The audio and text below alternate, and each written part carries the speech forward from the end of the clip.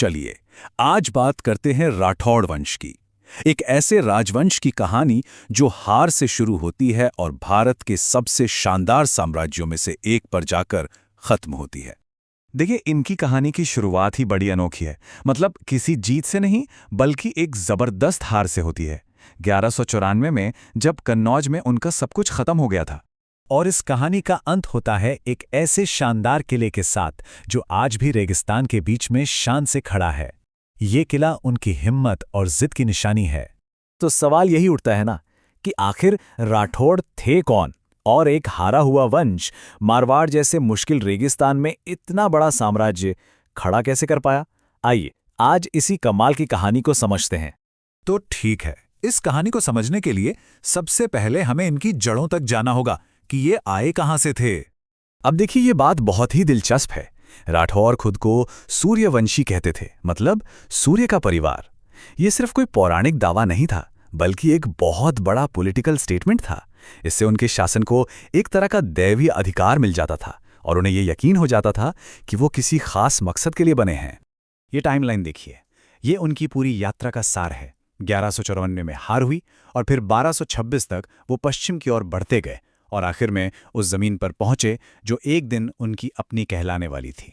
तो अब आगे बढ़ते हैं और देखते हैं कि इस सफर ने उन्हें उनकी पहली बड़ी जीत कैसे दिलाई। और ये जीत ताकत से ज्यादा दिमाग से जीती गई थी। तो कहानी में एंट्री होती है राव चूंडा की, एक बहुत ही दूर की सोचने वाले शासक। उनकी नज़र थी मंडौर पर, जो मारवाड़ की ऐतिहासिक राजधानी थी, पर उस वक्त दिल्ली सल्तनत के कब्जे में थी। और यहां उन्होंने जो किया वो तो कमाल ही था। इसे आप मारवाड़ का ट्रोजन हॉर्स भी कह सकते हैं। सोचिए, 500 योद्धाओं को घास की गाड़ियों में छिपाकर किले के अंदर भेज दिया और सिर्फ 1 घंटे के अंदर अंदर पूरे शहर पर कब्जा कर लिया। वाकई क्या कमाल की स्ट्रैटेजी थी। लेकिन बात यहीं खत्म नहीं हुई। इस जीत को और भी पक्का किया गया एक पॉलिटिकल मूव से। राव चूंडा को मंडोर दहेज में मिल गया। ये वो मोमेंट था जिसने राठौड़ों को इस इलाके की सबसे बड़ी ताकत बना दिया। तो राजधानी तो सुरक्षित हो गई। अब स्टेज तैयार था राव चूंडा के पोते राव जोधा के लिए, जो कुछ और भी बड़ा और भी यादगार बनाने वाले थे। तारीख थी 12 मई 1459। इसी दिन राव जोधा ने मेहरानगढ़ किले की नींव रखी। एक ऐसा किला जो आज भी भारत के सबसे शानदार किलों में से एक माना जाता है। लेकिन इस शानदार किले की नींव के पीछे एक बहुत ही, कह सकते हैं, एक खौफनाक कहानी भी जुड़ी है। ऐसा कहा जाता है कि किले की नींव में एक युवक को जिंदा दफनाया गया था ताकि किला हमेशा मजबूत और आबाद रहे। ये उस दौर के विश्वास और दांव पर लगी चीजों को दिखाता है। देखिए, मेहरानगढ़ सिर्फ एक किला नहीं था, ये पावर का एक सिंबल था। इसे ऐसा बनाया गया था कि दुश्मन देखकर ही डर जाए और दोस्त प्रेरित हों। जरा सोचकर देखिए, इसकी दीवारें 120 फीट ऊंची थीं। मतलब पूरे लैंडस्केप पर यह किला एक पहाड़ की तरह नजर आता होगा। और सिर्फ ऊंची ही नहीं, इसकी दीवारें कहीं कहीं पर 6 मीटर यानी करीब 20 फुट तक मोटी थीं।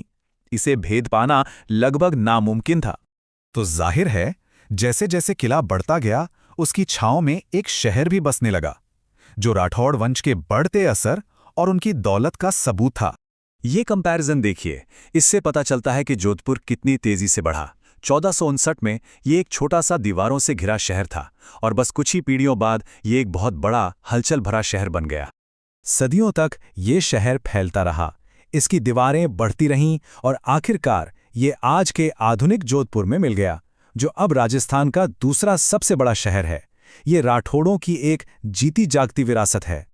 लेकिन एक दिलचस्प बात हुई, जैसे जैसे राज्य ज्यादा सिक्योर और अमीर होता गया, वैसे वैसे इसके राजाओं का स्वभाव भी बदलने लगा।